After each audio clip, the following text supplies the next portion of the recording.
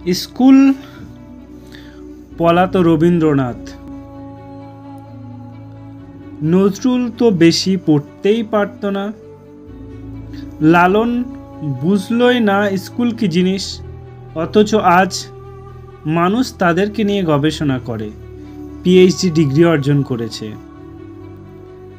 Andrew কার্নেগিকে তো ময়লা পোশাকের জন্য পার্কেই ঢুকতে দেয়নি। 30 বছর পরে উনি সেই পার্কটি কিনে ফেললেন এবং সাইনবোর্ডে লিখে দিলেন সবার জন্য উন্মুক্ত। স্টিভ জব শুধু একদিন ভালো খাবারের আশায় 7 মাইল দূরে পায়ে হেঁটে মন্দিরে যেতেন। ভারতের সংবিধান প্রণেতা আম্বেদকর নিম্নবর্ণের হিন্দু ছিলেন বলে স্কুলের বারান্দায় বসে বসে ক্লাস করতেন।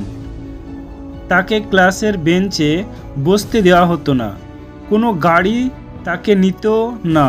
মাইলের পর মাইল হেঁটে পরীক্ষা দিয়েছেন। বাংলাদেশের ব্যাংকার গভর্নর আতিউর রহমানের ক্যাডেট কলেজের ভর্তি টাকা হাঁটুরেদের নিকট থেকে টাকা তুলে জোগাড় করেছিল। তার চাচারা গরু না থাকায় তিনি নিজে জমিতে লাঙল টেনেছেন। এক সময় সুন্দর চেহারা কথা ভাবছেন, শেখ সাদী চেহারা যথেষ্ট দরকার ছিল।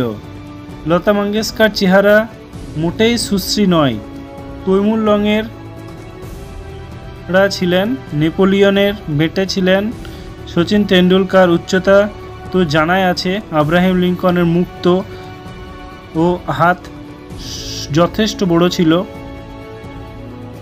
স্মৃতিশক্তি কথা ভাবছেন, আইনস্টাইন নিজের বাড়ির ঠিকানা ও ফোন নাম্বার মনে রাখতে পারতেন না। কিছুই আপনার উন্নতির পিছনে বাধা হতে পারে না। যদি কোনো কিছু বাধা হয়ে দাঁড়ায় তবে তা হলো আপনার ভিতরের ভয়। ভয়কে দূর রেখে জয় করা শিখুন, সাফল্য আসবেই।